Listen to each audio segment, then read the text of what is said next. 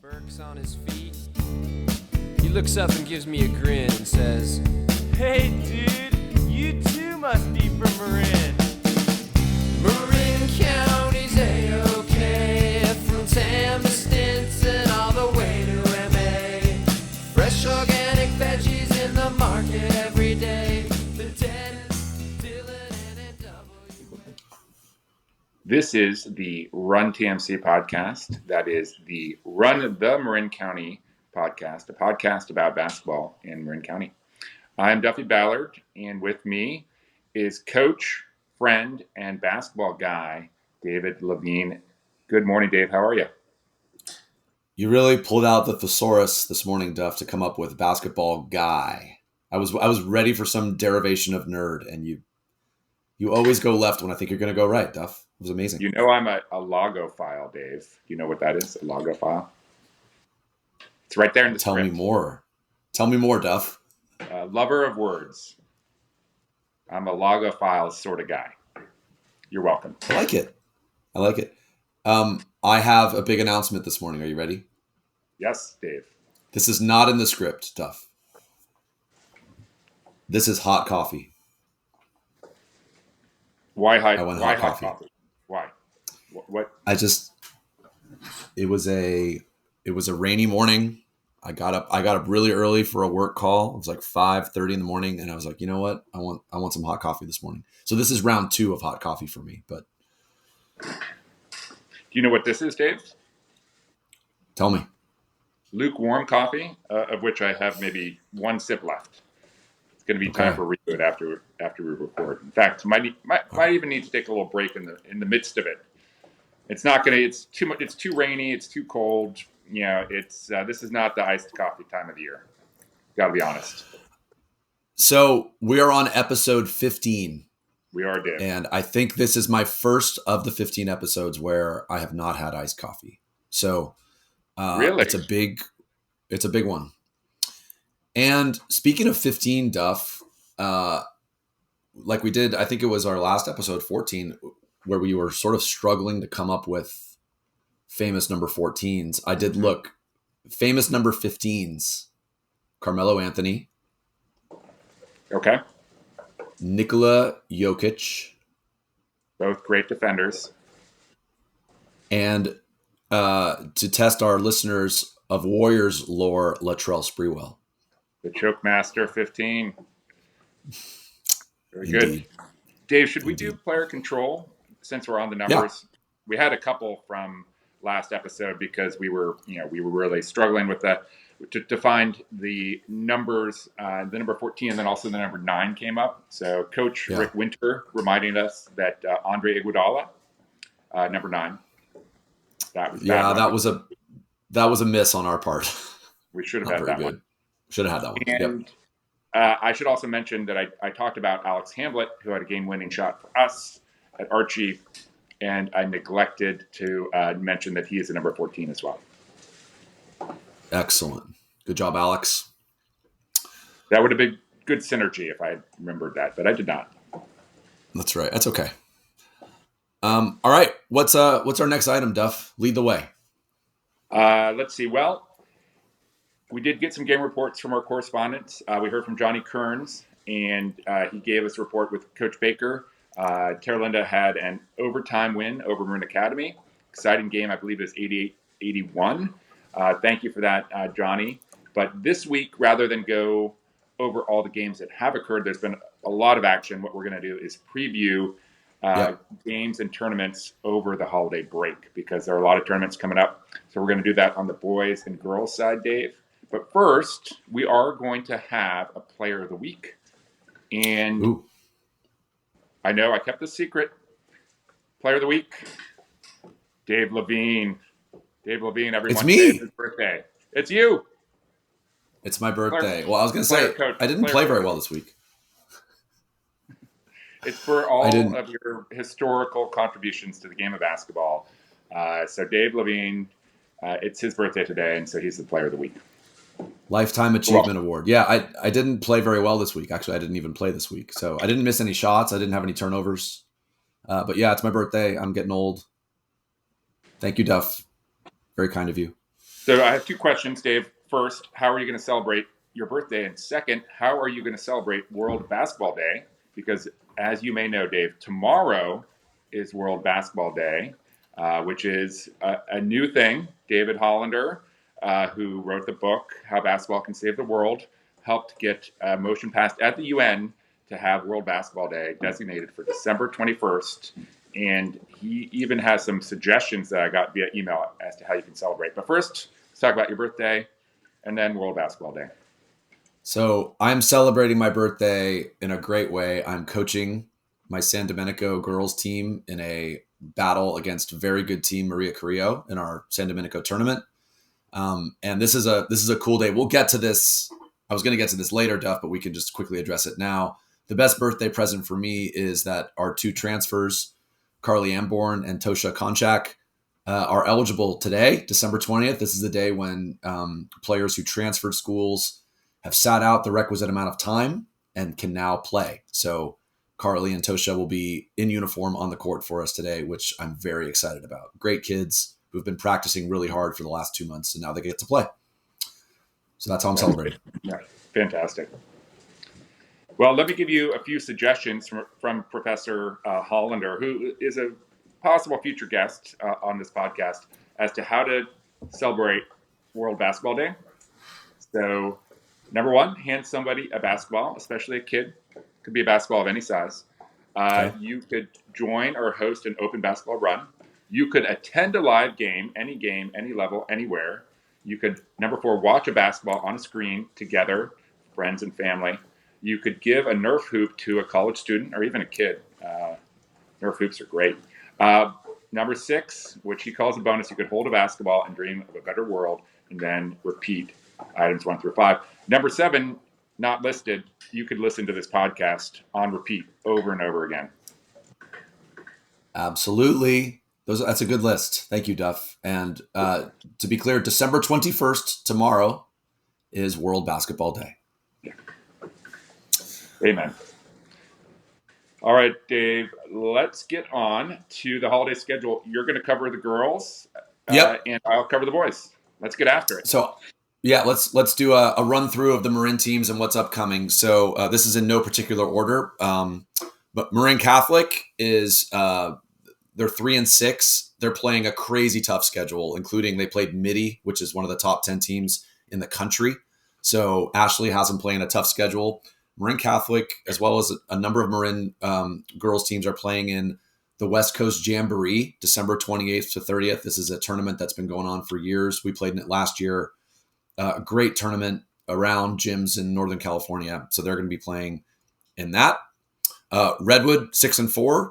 Also going to be playing in the West Coast Jamboree upcoming. They just beat my San Domenico girls by 3 in a great game last weekend. Redwood's got a solid squad. Branson, 5-4, also participating in the West Coast Jamboree, December 28th to 30th. Just beat Archie Williams in a non-league game. San Marin, 6-3, off to a great start, also playing in the West Coast Jamboree. Tony Butler doing a great job. And then finally, Tam, 9-5, also off to a really great start, also playing in the West Coast Jamboree. So that's 5 Marin schools are competing in that tournament. Archie Williams is 3-9, playing a tough schedule, had a tough fight against Branson, and they've got some good games coming up, Annalee, Lincoln, and Miramonte. San Rafael is 6-3. They are playing in the Justin Siena tournament over the holidays. Got some really good teams. We played against Justin Siena, great team. Novato is 7-5 under their new coach, Dan Curtaz, and they play St. Vincent de Paul on January 3rd. They are not, I couldn't see, I don't think they're playing in any tournaments. TL is 0-10, but they've had some very close losses, and they have a couple of games coming up, Urban, Gateway, and Santa Rosa in the coming weeks. And then San Domenico, we are 5-4.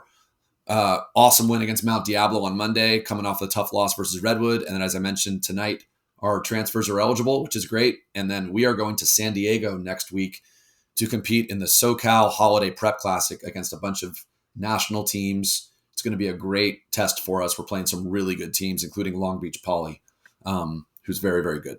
So that's the girls' update. Great. The West Coast Jamboree might be renamed the Marin County Jamboree. A good It's a lot of teams. Yeah. All right. Let's run the boys. So the Terralinda boys, we mentioned them earlier. They are playing in a tournament after Christmas, the JFK tournament in the East Bay and Fremont. We have a number of teams. They're Terralinda 7-4. We have several teams that are playing in the San Domenico Invitational, which is a round robin, not a tournament. It's at Dominican. Good place to go watch a game that's going on right now this week. And we have Marin Academy. They're 3-7. They're playing San Marin tonight. San Domenico plays San Marin tomorrow. San Domenico boys are 6-3. San Marin is 7-3, and they are playing in the San Domenico Invitational as well. They had comeback win last night. They are ranked number 2 in NCS Division 3 currently on Max Preps. So, and then we have TAM. TAM does not play in a tournament. They're playing American Canyon and Montgomery. Montgomery is very good, and then they have a break until 2024. Branson is playing in the Tarkanian Classic in Las Vegas. That sounds intense.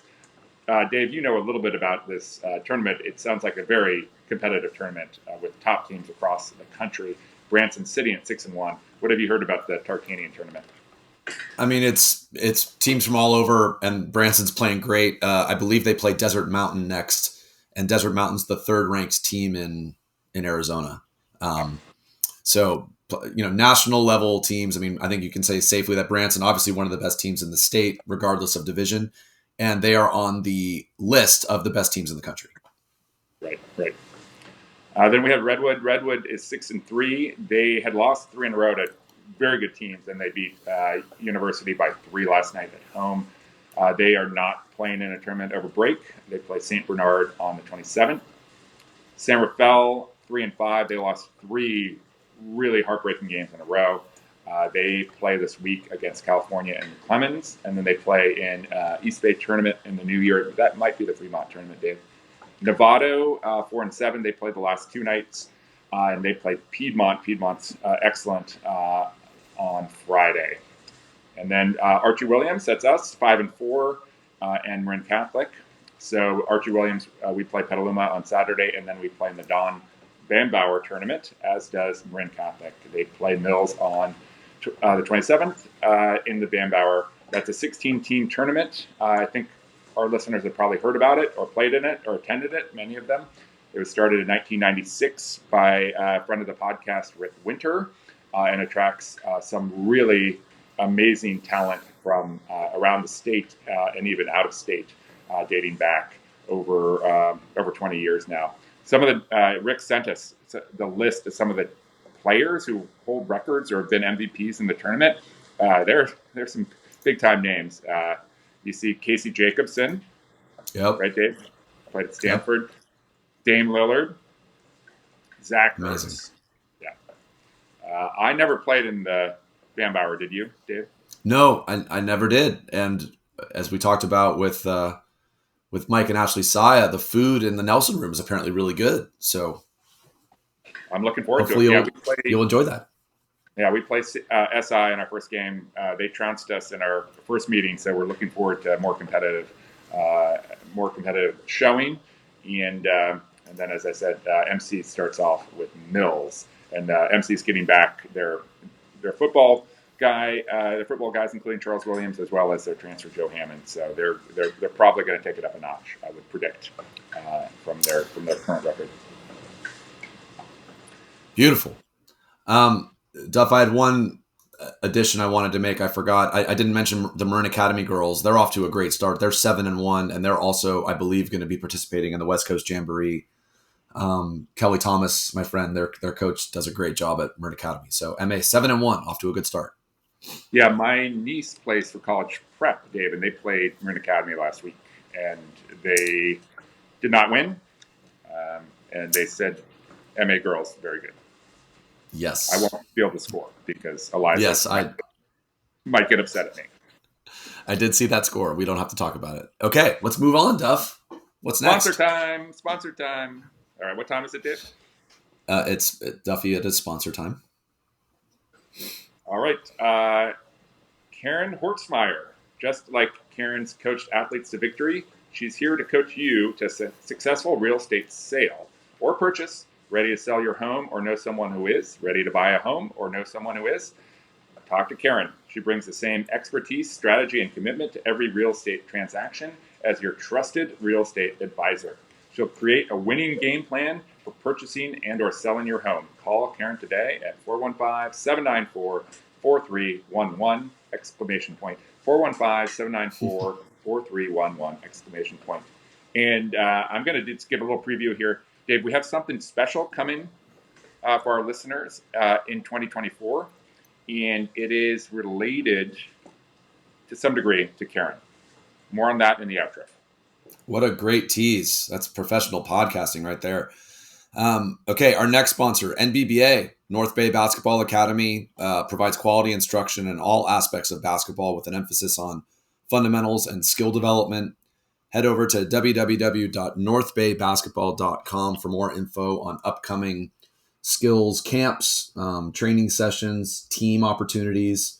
NBBA is a great organization, and related to our interview in today's episode with Jake and Kevin Vasquez, Jake mentioned some NBBA coaches who helped him along the way. So thank you, NBBA, for being a sponsor. Thank you, NBBA, and thank you to the Hub. And now for limited time only, Dave, go into the Hub and you can see employee of the Christmas break, Haley Ballard, back from college. And what does she want to do? She wants to go work a shift or two at the Hub. So just speaks to the family atmosphere at the Hub. And beyond that, let's also talk about not just their grass-fed burgers and huge healthy salads, but hand-spun milkshakes like Oreo, cold brew coffee, salted caramel, and orange-a-sickle. Orange-a-sickle. There are seasonal shakes like pumpkin in the fall and peppermint in the winter. And don't forget about the low-fat, soft-serve, and old-fashioned chocolate-dipped cones that will also satisfy your sweet tooth. Next to the register, it's hard to resist the chocolate chunk cookies that are baked every morning. So even though it's not iced coffee time of the year, Dave, it could still be milkshake time of the year at the Hub because they're so good. Kids love them. So check out all those flavors. Thanks to the Hub, Jerry and Rebecca. Appreciate you. We love you, Hub. Final sponsor, but not last but not least, our friends at Jesse and Laurent. Gourmet ready-to-eat meal delivery service. I was actually just looking at the menu today because that prime rib meal that Elizabeth was telling us about looks amazing. So been feeding families for more than 40 years with delicious and healthy heat and serve meals.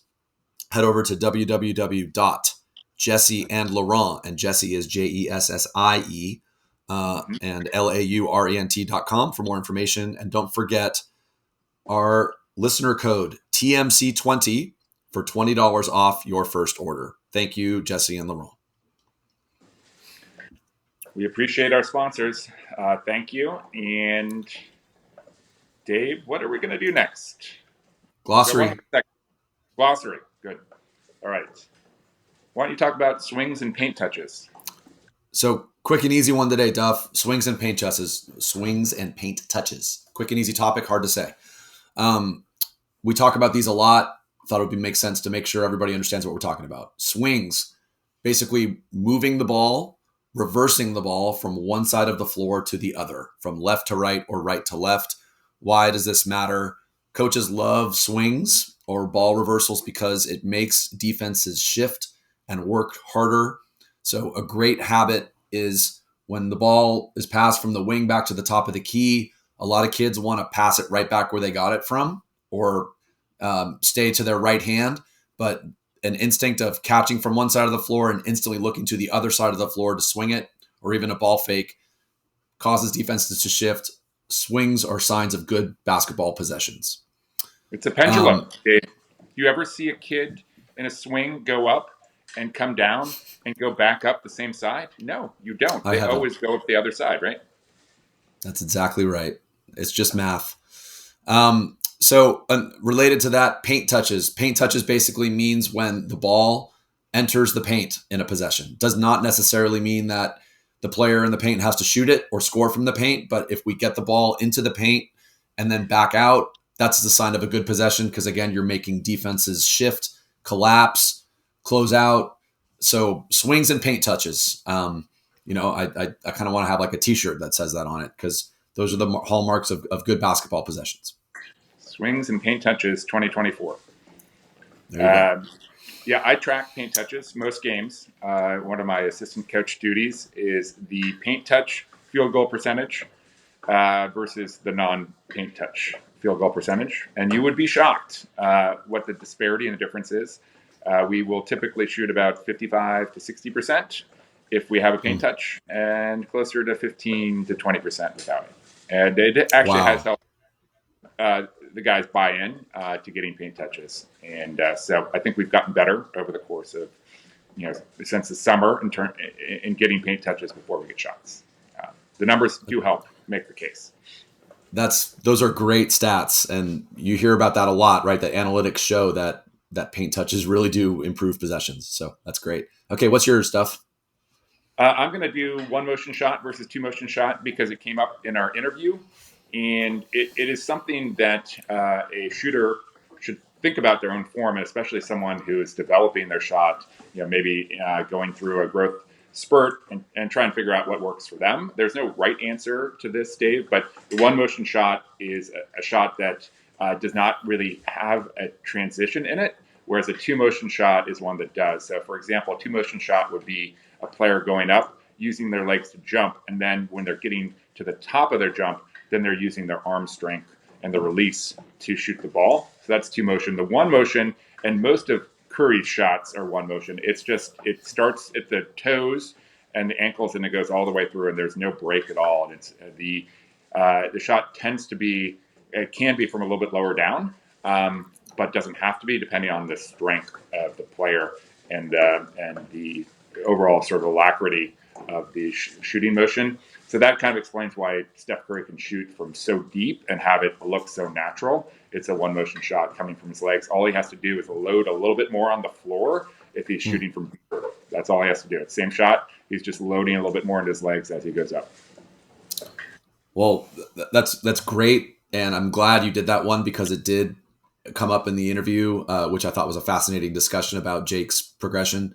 And then I also really appreciate that you used the word alacrity. Thank you. It's one of my favorite words.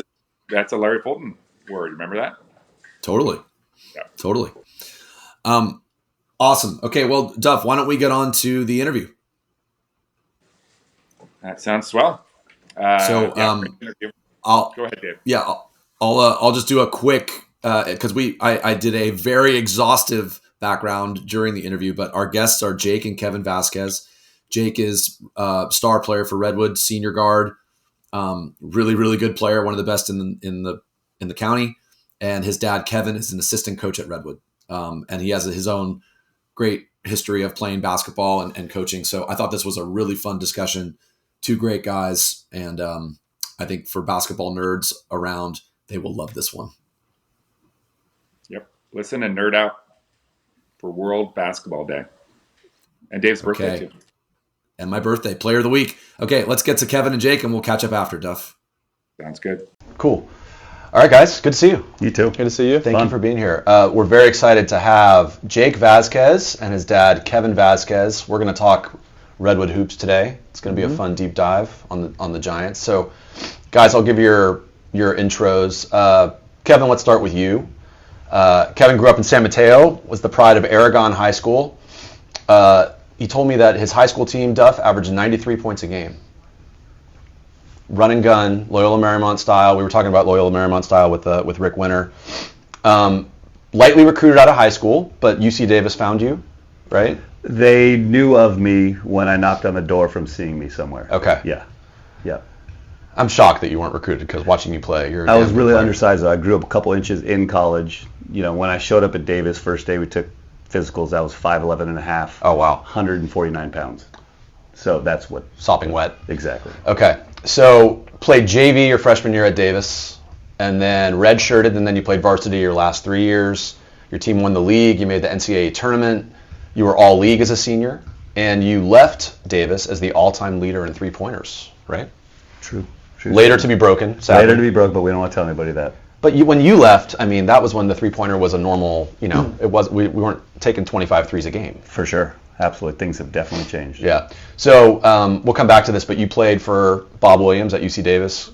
Amazing coach. We talked about him with Tom Poser. Tom played for him for about 2 weeks at Davis, and then Tom transferred to UC Santa Barbara, and Bob Williams followed him to UC Santa Barbara. So Tom played for him at UCSB. Great coach, amazing leader. So I want to talk about him.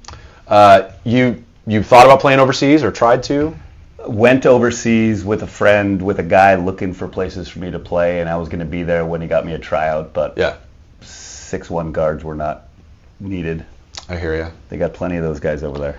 They're But 6'8" rebounders. Yeah, Not yeah. 6'1" shooters. They got 6'1" shooters. Exactly.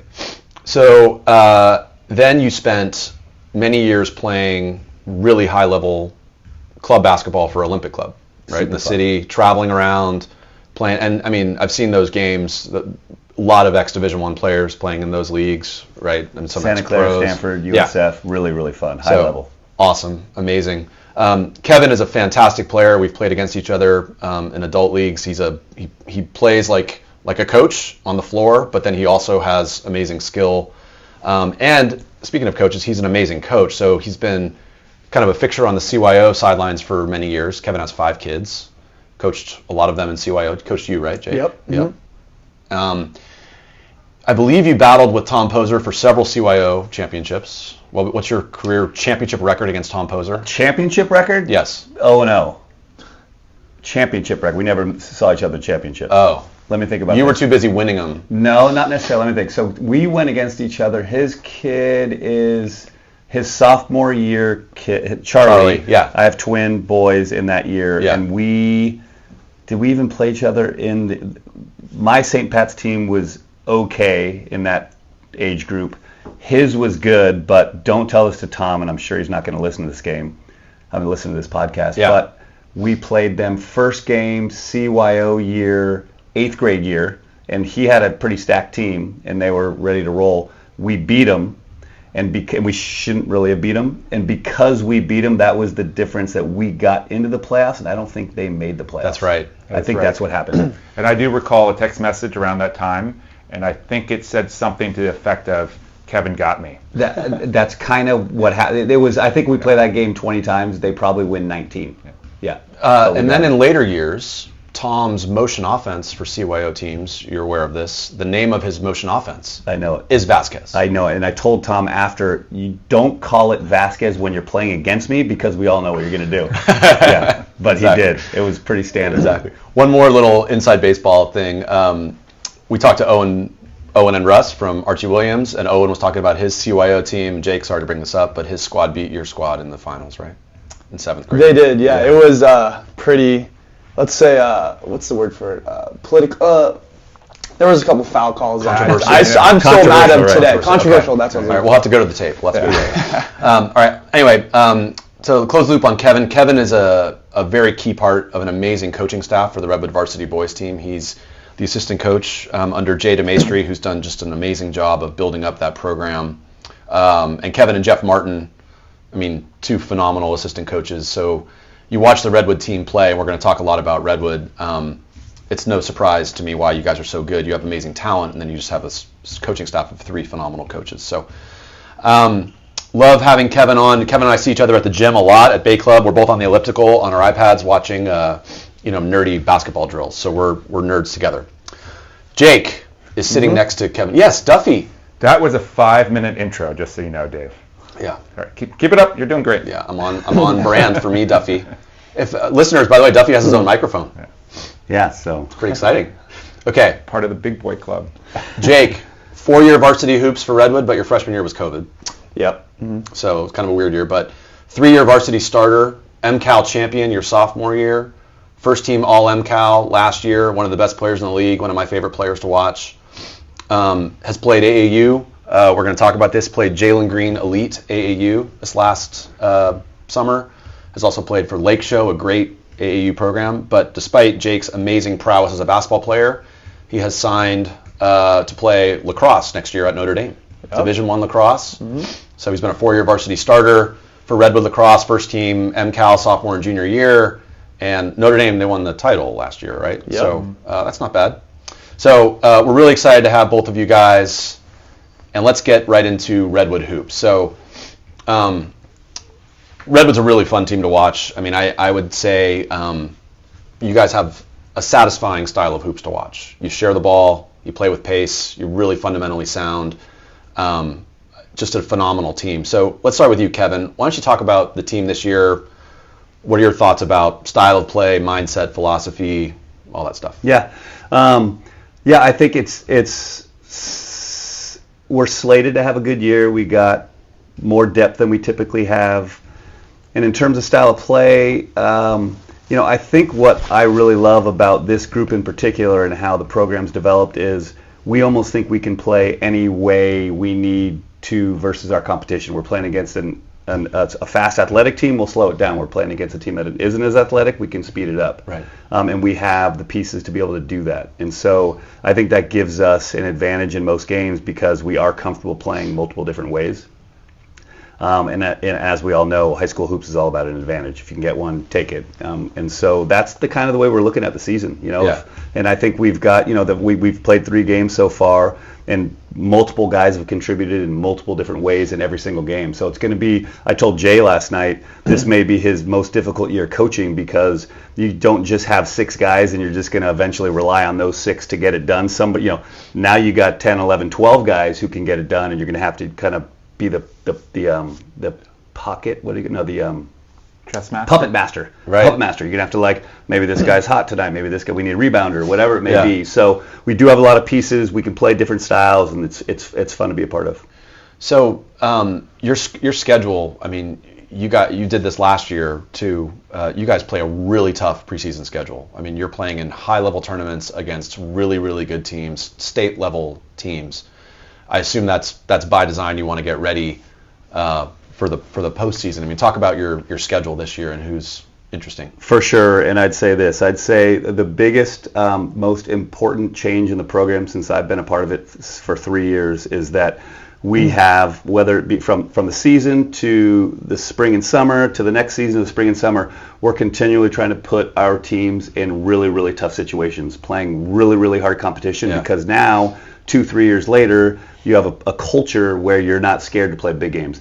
Last night, the SI game, I think there's no way we win that game if we hadn't done what we've done in the last 2 years because we're not scared of WCAL teams or teams that have like a name to them. Now we play those teams all the time. We play them summer and tournaments and all that kind of stuff. So without a doubt, it is it's something that we wanted to. So in terms of this year's schedule, we wanted to put together as hard a schedule as we could. I know in the question sheet you talk about if we like the MCAL decision to go single. We do, just because we wanted to be able to put as many good games on the slate as possible. And so we've the 8 in, and that's not to say anything negative about the other MCAL teams. Totally. It's just we wanted the opportunity. We only had an opportunity to play 3 tournaments, right? Yeah. And so this gives us an opportunity to play 8 additional games, and we scheduled University, and we scheduled SRV, and we scheduled a couple showcase games against tough teams. So it's worked out for us, and we've put together.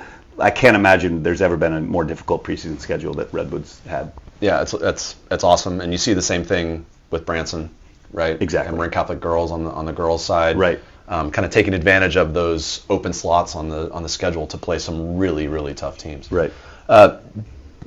And maybe this question for Jake. Yeah. How many home games? One of the trade-offs is, at least for Archie, we only have 6 home games. Really? 6, you mean including your MCAL games? Yeah. Wow. Really? Yeah. I actually haven't even looked at that. Neither have I, actually. But And that's the downside of only going once, which I understand is the rival. You want a home and away, and like, I don't know. There's I don't know what the right answer is, but we'll see after a 1-year trial how it goes. Yeah. Have they? By the way, we should know this. Have they decided how many teams are going to make the playoffs? Because there was a debate whether it was going to be 4 or 6. I don't know. 6 would be great. Yeah, I mean, I think a lot of the coaches obviously want. What would be the reason? Does anybody know the reason why they wouldn't just logistics? I guess, logistics, gym space. I honestly don't know. Yeah, I don't know. Yeah. So Jake, why don't you tell me your perspective on the team this year? Now that you're the elder statesman, 4 years on varsity. So talk about the team, style of play, key players, whatever you want to talk about. I think I'm really excited about this year, and one of the main things that I've seen from my kind of past years is that we've had as my dad was saying, we had a 6-man rotation or like 7-man rotation for the past 2 or 3 years, and that was great and all for a lot of like playing time and everything, but it kind of just wears down the players and you have to rely on the same people every time.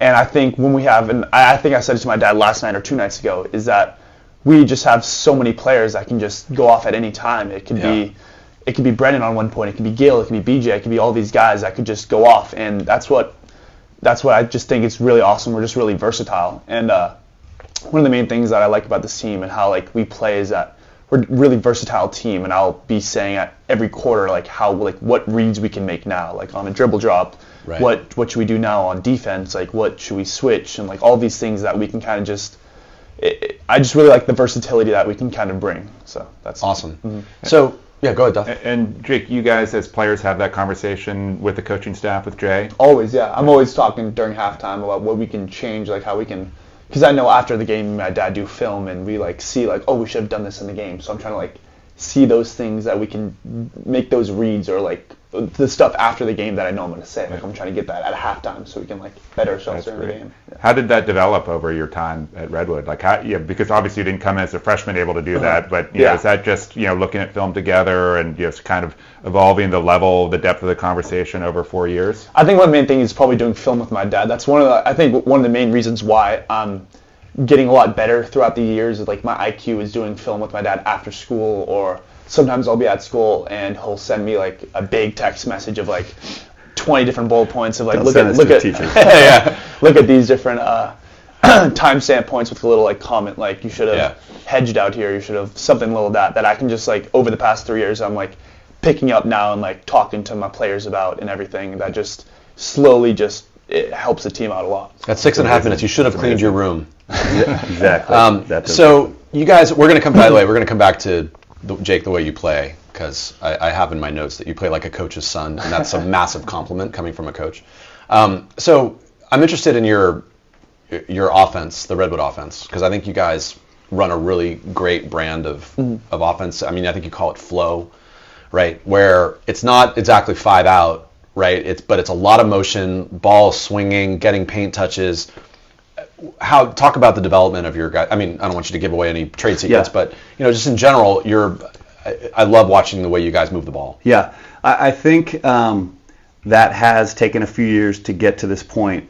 But again, like I said a little earlier, we feel like we've got an answer to whatever defensive style we're going against. Again, we need to play fast, we need to play slow. We've got an answer to all that stuff. So, we'll generally start off any possession with seeing if there's something there early, right? I mean, like any team does, right? Sure. And then if there's nothing there early, we don't have an advantage, we pull back and we've got offenses that we can run that incorporate movement, incorporate paint touches, just like you said. So it's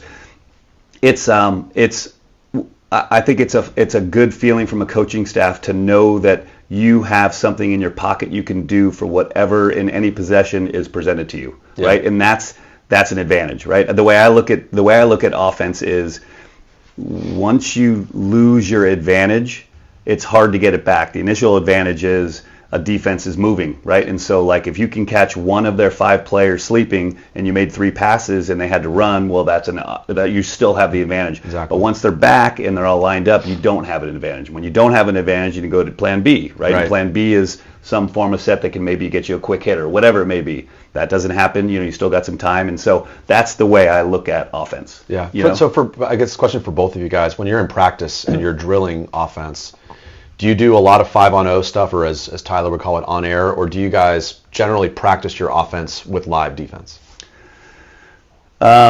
Well, I'll do real quick on Bob Wood. The best coach ever in terms of, if Tyler calls it on air, is every single day for 10 or 15 minutes, the entire year, we would open up with 10 to 15 minutes of dummy offense. Every single set, all 5-on-0. 5-on-0. And so what I say is come late February, if we needed a bucket, if we needed one play to get us a bucket, we could guarantee you we could get the right shot. I can't guarantee we're going to make the shot, but I can, because the timing and the precision and the reps is there, right? Now, he used up 15 minutes of every day doing that, and so you have to have a coach that thinks that way, and it's a little more old school because it's not as, that was a little bit robotic, like we didn't take quick shots, so it's a little different now, but I am a proponent of, a lot of dummy offense so everybody knows, offensive success in terms of running plays is details to me, right? If you're hitting the spot you're supposed to hit to and you're a quarter second late, you may have lost that advantage I keep talking about. You lose the advantage, the play doesn't work.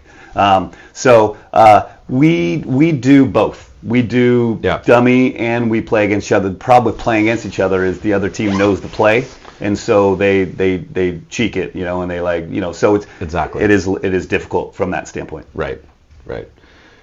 Jake, what are your thoughts on? I mean, in terms of in practice when you're going 5-on-0, because I mean it's interesting. Like in today's game, it's a lot of read and react. It's a lot of dribble drive, 5-out, motion, positionless basketball, right? That's what a lot of teams play.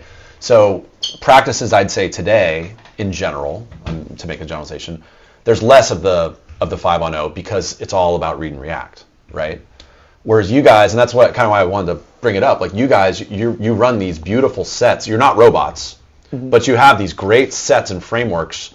But in each one, the players are making decisions and reads, right? And so you don't really get that when you're going 5-on-0, right? But yeah, so I kind of think I don't know how to fully answer that question, but I think we do a lot of, at Redwood, we do a lot of offensive and defensive kind of, it's just like on a different note, we're kind of all, I think the difference is we're all kind of communicating together, like as we are kind of all in that same offense. Yeah. We kind of know when. It takes a while, but I think from the past, like we've had a lot of guys from sophomore year that we've been using this offense for. I think we introduced flow when I was a sophomore, I think, and so that was kind of a harder time to like know like what to do. It was kind of, we were getting all the kinks out and everything, and now it's kind of, we're here and we know like when you should drive, when you should pass, when you should shoot. So I think we've all kind of gotten to that. We've played it so much that we know like when, like as you said, like that's one of the main things like my dad just want us to be. It's like we don't want to be robots. It's like we don't want to just be like functioning in offense. So I think we all kind of found the different places where we can drive and the different places where we can shoot and stuff. And so it takes a while. That's not something you can just teach. Like you can't just say when to do it. It's a real concept. Exactly. I think a lot of our team has that now. So. And you in particular, as a player, you're so good at making quick decisions, but you almost always make the right decision, just like your dad does on the floor, right? So how about defensively? What do you guys? How do you approach? That's where I think in the past years, if we had any blind spots, it was defense. We just weren't tough enough. I mean, defense is toughness, defense is energy and intensity, and we're trying to really install that this year and instill that in their minds. And so we spend time every day in practice working on defense every single day.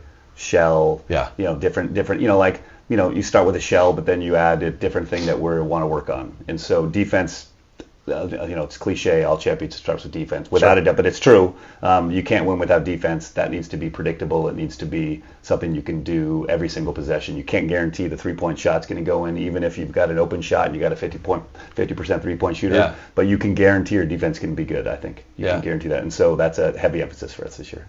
Yeah. I mean, I think the league overall this year is a very tough defensive-minded league. Like Russ and Duffy at Archie, you guys play really tough defense. Neil Chavez at TAM, TL, James Baker. All these teams, Messiah at MC. Everybody's going to get down and play tough defense, right? So it's kind of fun to watch. Yeah, as I was driving over here, I was thinking about this conversation. And I started to go through the coaches in the MCAL. Yeah. There's good coaches in the MCAL. Everybody's on it, and they're good coaches. And that, as a result, good coaches are going to put an emphasis on defense. For sure. Brett at Santa Fe, Con at San Marin. It's just everybody starts with defense. It seems like every coach. Have to. If you don't, that's a tough. It's gonna be a tough road. Okay, so overall thoughts on the league. I think it seems to be the consensus that it's you guys and Branson are the class of the league. Branson's fantastic. Obviously, you guys had some tough battles with them last year.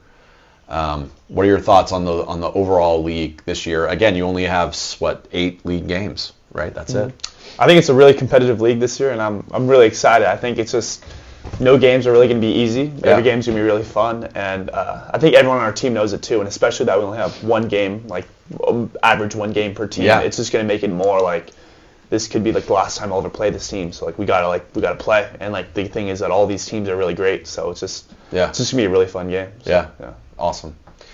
So Jake, I want to talk about you, kind of your progression as a player. And again, I said you play like a coach's son. The thing I love about your game, you will you'll pull up and hit a mid-range jumper, and it almost makes me emotional, brings a tear to my eye. Just because this modern game is 3-pointers and layups, right? Whereas you'll get the ball off a swing at the top of the key and hit a pull-up 17-footer, and that's kind of a lost art, right? So talk about when you started playing, who were the influences on you, aside from, obviously your dad was your coach, right? But who else? Are there other coaches who had an influence on you growing up? There was definitely a couple of coaches that had influence on me. It came down to, there was some at NBA like Brock and other guys that were just it came a lot from my dad, of course, but I think the mid-range was always kind of like something that I remember shooting with my dad when I was young, and I had a one-motion shot because two-motion was too, like, I wasn't strong enough yet. Yeah. And so my one-motion shot, it was good, but I knew something. It was just something was a little off about it. And then I started taking the two-motion shot with my dad, like just at like 2 feet. Yeah. And my dad always said, like, wow, this like it looks pure. It looks kind of like natural. And so a two-motion shot is always hard. I think Owen has it too. Owen's got the two-motion shot, and it's hard to like. You have to really progress with it. It's like you have to use your whole body. So when you're young, it like you can't really use it. You're not strong enough yet. So I think it took around 3 years of just slowly shooting from 2 feet for the first 4 or 5 months, and then 4 feet, 5 feet, and then it kind of just you keep increasing your range just by getting stronger and bigger. And a lot of coaches helped me out with that. And I think one of the main things was like Brock and Jay, and they were all super. They always let me take that shot, and that was one of the main things. If they told me like I couldn't shoot that shot, then I probably would have never, like when I was young, like 6th grade, if like all those guys said I couldn't shoot it, then I probably would have never. Confidence is a big thing. Exactly. Duff, what do you got? Well, I just want to go back to the two of you, like when you're first playing basketball and you first get out on the driveway, like how, what was that like? What type of, how were you playing? Was it free form? Were you playing on a low hoop? Did you have to incentivize? Did you have to pull Jake out there, or did Jake always want to go? Anytime you were available, he was ready to go shoot. Just talk about, because it's such a magical time, and that's really where a lot of habits are formed, where the relationship probably, started for the two of you. So maybe with Kevin first, and then Jake. Okay, I would say this. I would say, we have 5 kids, as you mentioned, and so. One of the things that probably the most important aspect of their youth sports for me and them was for them to play all sports. And so it was like it wasn't like a focus on basketball early. So in terms of like 4th, 5th, 6th grade, are we getting out and getting shots up? No, not really. We're playing a CYO season, and in the CYO season we're probably in the backyard with all the boys and my daughter as well, and probably just messing around and taking shots. But it wasn't focused by any means. Even I would say probably, and again, Jake was playing other sports.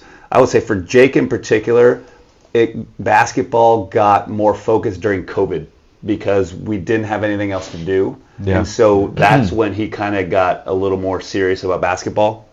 And we would go outside, and in terms of then how we developed like this shot he's talking about or his love for the game, we did work on his one, we call it a one motion shot and a two motion shot. I think you guys know what I'm talking about. But his one motion shot wasn't natural. We had to tweak it all the time, and it just didn't come off right. He was a kind of a big, strong guy, and he had to slow his body down, and his momentum wasn't there, and there was like a little hitch in it. So, from probably 7th grade, he would mess around with like a 2-foot, 2-motion jump shot, and I was like, I think this is going to be it, but you can't do it yet because you're not strong enough. Right. So that COVID year, though, we did start like building out a little bit more range, and so he got a little range. But his sophomore year at Redwood, he still took an entirely one-motion jump shot, and it was effective, but it wasn't the one that I knew he would be working with, that he would go with after, just because I could tell. And then that sophomore to junior year, where he was continuing to get serious about this sport, is when he really developed that thing and got range and got to the mid-range. And the reason probably why you see the mid-range more so than anything else is because the three-point range wasn't even available, right? That shot, I never wanted him to extend his range in this shot because it ruins your form. And if you're trying to push the ball, it still has to be the same. So he wouldn't. We would. I remember this vividly during that year. We'd be at the gym, and he'd take 10 shots, and he'd go back to about the half-court line and run up, because you need a lot of body momentum, right? And he'd take 3 run-up threes and then 7 15-footers because you couldn't take 10 run-up threes because it's too hard, right? And then that went to 5 to 5, and then that switched it from 3 to 7, and eventually now he's got, without changing his motion, he's probably got a 2-motion jump shot within 25 feet. So I'd say Jake's probably the best shooter in Marin right now in the MCAL. If I had to put my money on somebody. Oh, wow. Dave. Yeah, you like the Okay, controversy. all right. I like to break news Putting on Jake the Run and Jake TMC on the podcast. spot here. All All right, let's go. Jake's in the top 3. How's that? No offense to anybody, but so Jake, you're on your own. It's a summer day. You're a sophomore. Are you going out and shooting hoops by yourself? Are you working with a skills trainer? I know you mentioned Brock and Jay and others at MBBA. Like, were you totally self-motivated, or was your dad pushing you out the door? Kind of the same question that Duffy asked, but I'm just interested. Like when we were kids, we didn't have iPads, we didn't have iPhones. There were like 3 channels. Life was boring. We were always out on the court shooting, right? Same with you, I'm sure, Kev. So Jake, what was that like for you, like a couple years ago? I think the most motivated I've ever been was probably the summer sophomore to junior year. Yeah. And that was kind of when I think I had a talk with my dad. I'm not sure, but it was like if I really wanted to like play at collegiately, like the work was gonna have to put in now. And I had like a heart-to-heart talk with my dad. Like you're gonna have to. Like this summer is not just to have fun this summer. This is like, you really gotta, like this is the summer. Like you gotta work, you gotta do everything. Yeah. And so I'm not sure, we may have devised a plan at Pete's Coffee one time. And it was... not a sponsor, by the way. Could be though. Could be, should be. And one of the problems was that I couldn't just go to the Redwood gym at any time I wanted because there was camps there all the time and there was practice and everything. Right. So it was either wake up at 7 a.m. to get up shots every morning, or I don't know, go to Bay Club when there was a lot of people there, which is not good. So I decided to wake up every morning at 7 and get a good amount of shots up around, I don't know how many, but a decent amount of shots up every morning. And that's really kind of when everything started clicking. And I really just wanted to show people that I was a really good basketball player and I could do everything. And there was a lot of people that were saying like, I was just a lacrosse player, just like I played football at the time too, and basketball wasn't my main sport, and that kind of hit me. And I really just wanted to show people that basketball, like I love basketball, and I really wanted to just be good at it. Yeah. And so I'm so motivated. Like waking up early in the summertime was just really not a problem for me. And I just wanted to get up shots, and I just wanted to shoot and just get better. And my dad was a really big help for me on that. And that's great. Yeah, I think my dad was my biggest skills trainer, and he helped me shoot all the time. And well, he's a good one. Yeah. So how about playing pickup? We've talked about in almost every episode about kind of the lost art of playing pickup. Mm-hmm. It's definitely a lost art. And it's definitely a lost art for him too. So did you play pickup as a kid? So I didn't play a lot of pickup, but I tried to. My dad was really big. He wanted me to play a lot, but it came down. I didn't really have a lot of time. I played freshman, sophomore year. I played 3 sports. I played football, basketball, and lacrosse, and so there wasn't really a lot of time to just go out there and play. But one of the things I wish I played more pickup, and as me and my dad talk about a lot of the guys that like make these little shots around the rim and stuff. I'm like, why do they make these shots? And like it's kind of more difficult for me than them, and it's just because they played more pickup than me, and they just had these little shots around the rim that like you can't teach, but you just have a little bit of touch on. It's so true. It's 100%. You can tell pickup guys. Absolutely. They're junkyard dogs around the room. We played a guy at the SI the other day, and my guess would be he makes I mean tons of guys like this. The guys who just spend time at the basketball hoop just messing around and taking shots, and they all make little shots. Number 12. Number 12 on SI? Yes, exactly. Lefty. Yep, yes. exactly. And Ray, 13, I think his number is 23. I can't remember. Ray, they just make shots. They're just around the rim, and they're going hard, and they can just make a shot. Like you're moving fast, and you can put the ball right over the front of the rim without even hitting the backboard. That's just the guy. Those are just junkies right there. Yeah. Exactly. Yeah. They're just junkies. And that's what Tom Poser's like to play with, right? He's crafty. Yeah. The guy played all the time. Play and pick up against older, bigger guys. Yep. And you kind of figure it out. Owen Bugas. He's played a lot. Yeah. He's played a lot of pickup, right? Yeah. With old guys like Duffy. And he's got a great feel for the game. And he just got a feel for the game, right? So it's interesting. It's kind of one of our overarching themes of this podcast. One of the reasons we initially wanted to do it was to talk about the differences in Marin basketball today versus 20, 30 years ago when we were growing up. Yeah. And the big one was, I mean, Jake, I don't know if you know this, like the Drake outdoor courts, where the swimming pool is now at Drake, at Archie, used to be 3 or 4 outdoor courts, and they were packed every weekend with really good players playing pickup. People would come from all over. So it's just interesting. Not to go too much off topic, although it's on topic, I think one of the great things about playing pickup is that you play pickup, you get fouled, And then a lot of, I remember talking to Neil Chavez, and he never wanted a foul called when he was playing pickup. He's like, I'm either make it or I don't make it. I don't care how much you foul me. And then you go into game situation, and like you're going to line all the time because you're just used to that contact, and maybe you're getting and one or not. But I know Owen in particular, he seeks out fouls in games, and it's it's ingrained in him. It's not intentional necessarily. Totally. Yeah, he's a great example of a kid who I only know because I never played against him. Played a lot of pickup, and he has great feel for the game. I've always thought he did. We played on a couple teams together with him, and I've always liked his game. Yep. Yeah. Totally. So, Kev, I want to talk a little bit about your coaching influences. We've talked about Jake's kind of influences as a player. So, again, we talked about Bob Williams. Any other? You talked about he was very disciplined about doing the 5-on-0 stuff. I love that. That's a great nugget. Any other kind of stylistic things or nuggets that you got from him? Philosophies? Definitely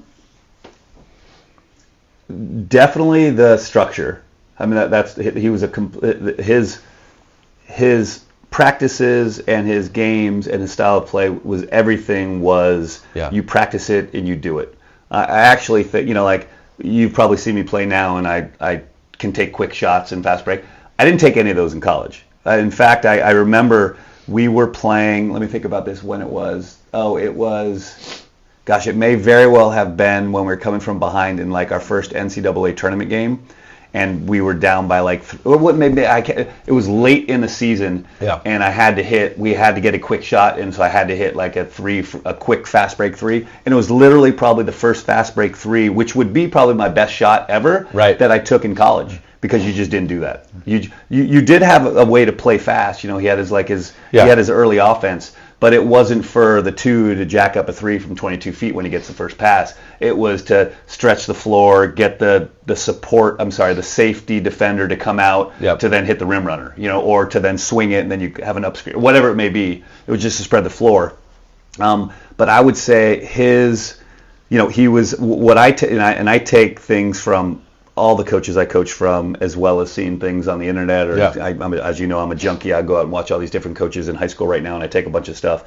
From Bob, the biggest thing I would take from Coach Williams is what I already said is if we needed a shot, we could get one at any time, and that's because we repped it. That was the biggest thing I learned from him. Was it a lot of sets? Tons of sets. Okay. All manufactured play. Robotic-ish, but again, this was 1994. That was a style then. That was a style, but you could get a shot every time. Yeah, every time. Interesting. So, who are the other coaches that had? My high school coach was okay. The best thing he ever did was he just let us run. So we had a really good team. We this group of kids was growing up together, and we knew we were going to be good. And so when junior year hit, we were 8 deep with all juniors, and we got to the semifinals in NorCal, and we lost, but we beat good teams. But the best thing that happened that year is we were just good, and then we were playing the finals of our NCS equivalent. Mm-hmm. We were playing against the number one team in the state. They were called Westmont from Santa Clara. They had like 3-6 guys or 6-8 guys that were really good. They hadn't lost all year. We were down 14 points at the beginning, maybe 3 minutes into the third quarter. And this was right when the Loyola Marymount stuff was happening. It was 1989. And we had that type of talent. We tried to play fast, but he's like, at that game, I remember it, at that point, he called a timeout. He goes, look, I want you just to run like gangbusters and don't do anything else. Just run, go for every steal you can and run. We scored 63 points from that point on in the third quarter against that team. 63 points. We won that game. Wow. And that was, so then we did, so the next year we averaged 93 a game. And so what I learned from him, I didn't learn necessarily that much other than unique styles based on your personnel is the way to do it. And I think we've done that at Redwood a little bit. Each year we've changed things up based on who we have. 2 years ago when we were sophomores, we had Charlie Treen who could big guy protect the rim, and we played a certain style of defense based on that. Now we've got more depth. We'll play a little different this year. Sure. And so those are basically my two coaches. There wasn't much club going on back there. Those are the two guys I played for. That's great. Yeah. So this kind of dovetails into, I want to talk to you about scouting, because you're a really good evaluator of talent, of teams. I love talking to you about games. How do you approach scouting a game? What do you look for? Well, when I watch a game, I'll see some things, but really when I figure it out is on film. Okay. And I think what you can see on film is you can see tendencies. You can see, I just think you can see a lot. You can just, it's just the details. And once you look at a detail and you see it 7 times in the same game, right, then you can figure something out. And so, how teams counter a zone, how teams play early, how teams defend, all the different things. I think you can really see that on film. And so that I go to games and I don't, I'm just not kind of watching the game. Like I'm kind of analyzing the game. And then if I have the opportunity to get some film on it, then I think there's a good way to. I think there's an answer. Yeah, I think there's an answer. So Jake, for you, when you guys are getting ready to play a team, and your dad's spent all night looking at video, are you guys prepping for sets or are you prepping for player tendencies? Like, because I mean, one thing that I found is like our players, it's hard enough for us to remember our own sets. So to barrage them with information about, all right, they run 4 out of bounds plays, here are the out of bounds plays. It's like we don't even know our own out of bounds plays, right? So it's almost too much information, right? So I'm just curious, like for you, when you're getting ready for a game, are you thinking more about the player tendencies who you're going to guard, or are you trying to get ready for their sets? I think we definitely do both. I think me and a lot of other guys, we really were motivated to try to beat a lot of these good teams. So when we have like a big scout team that like we really need to like play, like sometimes for big games we'll have like just a scout team and we'll like make guys different players and like run the different plays. And so I think that's a really big part of why we are successful in a lot of our games is because we scout well and we know sometimes what plays or what to do on different, say like if someone's doing a dribble drive offense, we'll do something different. If someone's going to do a dribble drop, we'll have like different kind of just movement that like they won't see before. And it helps a lot with my dad because he knows what they're doing, what they're trying to accomplish, and we're going to find ways of how we can disarray them from that like spot. And so I think that's just a really big part of why Redwood is successful, just because of our scouting and just game planning. I'll say this, just adding on. You got a question? Oh, yeah, go ahead. I was going to say, this year I think our focus is more going to be, to your point, more. We think we're good enough to hang with most people if we play our way. So if we're talking about scouting an opponent's offense, I'd rather us just play defense correctly because most correct defenses are going to be able to handle anything you give them. Right? That's exactly what I'm saying. Right. So it's we have a heavier emphasis this year on just being great ourselves and then letting the team know who we're playing and what type of players they are versus they're running a flex cut here and be ready for it. Right? Because if we're already going to do something based on how they have an interaction, then we just tell them and they do that and they know how to do it, as opposed to look for this guy to come off the screen, then you got to do something. Right. Yeah. Jake, as a player, obviously it makes sense if you have time to have a scout team and the scout team can be prepared and run the other team's offense, that's ideal. But let's say that it's a tournament and you're playing the next day, you haven't had practice time. What type of scouting, if you have like 30 minutes or an hour, do you want a bunch of clips on the team? Do you want like a one-pager? Or do you want it just verbally, given to you and shown up on the whiteboard, or all of the above? What would be ideal if you have only a short period of time to get? I think what's ideal. I think this was against SI. This was against SI on Friday, or one of those days. We actually had like we were gonna do a little film session during lunch, but instead we did a little 20 to 30 minute, just a little walkthrough, just like in your street clothes, and just I think that's one of the best things when you can actually like. Some people are good at like seeing stuff, but I think when you're moving and you're actually like doing it physically, that's when everyone knows what they're doing. Like some people might hear it better, some people might see it better. But if we're all moving together and we're all like actually, even if we're just walking, I think that really just solves it. That's great. Yeah. That's a great point. Cool. So I want to jump into Jake, back to you, or staying with you. Let's talk about your AAU club basketball experience, right? And it's another topic that we've been interested in unpacking is, so you played, Lake Show's a really prestigious club. Yep. A lot of great Marin players have played there. You started there, right? And then you got chosen to go join Jalen Green Elite. And you're playing against some pretty darn good players. Very.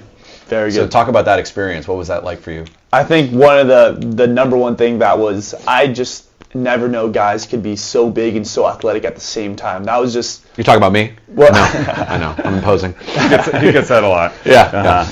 Yeah, so I'd go back to, it was South Carolina, I think, where the 3SSB championship was. And it would be me and my dad, and we'd play teams, and then we'd just stay there for another 3 hours just to watch. It was just crazy, the amount of coaches that were there that I've just seen on TV. Your dad texted me a picture of or you texted me like Izzo and Howard and Cronin Izzo, are all Calipari, next to all these guys. It was like that. So what's that like? So when you're playing in those games, are you freaking out? Are you calm? Like what's your mindset? I mean, I'm totally calm because I know they're not there for me. They're not looking at you. Yeah, so they're there for other guys. But it was a total just, I don't know the word for it. It's not like a blessing, but it's just like, it was so awesome. Like I was so grateful to be there. Like I know so little people have this opportunity to play in front of all these coaches, and I can just see like, I really did not know that like kids could be like, I could see like Jalen Green on TV and stuff, like wow, those guys are big and athletic, but to see him in person and just see like not just one guy but a whole team of 5 of just crazy athletic, skilled, fast, all these things that are just, it was just like a really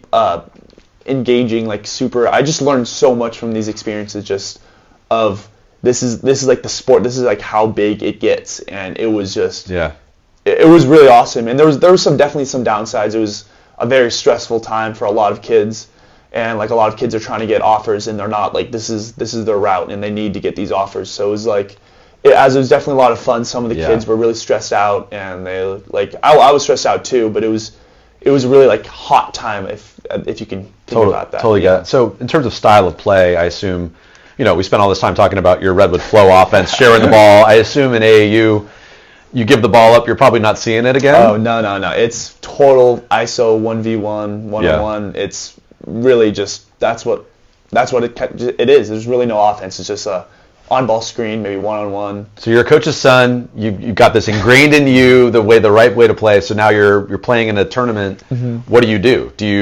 Do you share the ball? Do you say, all right, screw it, I got to go one-on-one? Like, how did you respond to that? Well, definitely on the Jalen Green team, when I was a new guy, I was definitely not trying to do a lot. I was trying to give the ball to other guys, and the main thing I got recruited for on that team was shooting. So the coach told me, like, if you get the ball and you're even a half second open, you shoot the ball. It's going up. And there was a couple times when I would have the ball and like I really wouldn't be open. Like I'd have the ball and then I wouldn't shoot it, and the coach would take me out and be so mad I didn't shoot. Yeah. And so I kind of just started shooting a lot, and they all just kind of started going in. Oh, nice. And it was so I had good games and everything. So it was really fun. But usually I was just kind of the shooter on the team, and I had the other guys do all the one-on-one stuff. But it was a really awesome experience. I could play defense against all these guys, and that got me a lot better just playing against. Yeah. Were you able to hang with some? I was definitely able to hang, which I was really excited about, and it helped my confidence on defense a lot. So the best line he had was, it may have been after the first day. Again, this 3SSB thing was just it was crazy. I mean, it really was. Words don't do it justice how much talent there is out there. Yeah. It's eye-opening. I've never even come close. I've been around basketball for my whole life, and I've never seen anything like this. But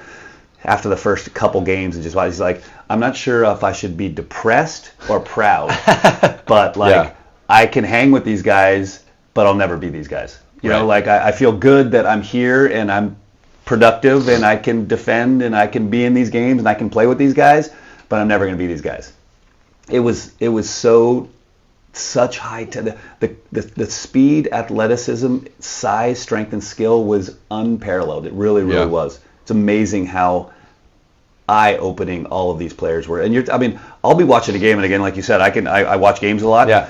And I'll be watching games and like I can't even tell who's really, really good because there's multiple 5-stars out there. Right. They even each other out. They all look good. And then you're like, oh, who's that guy? And you look him up, and he's got offers from everybody. And he didn't even look that good in the game because everybody was so good. Yeah. It was. But as Jake said, that's a business out there. That's not NBBA where you're going to have dinner with the boys after, and you guys are having a couple drinks and all that kind of stuff.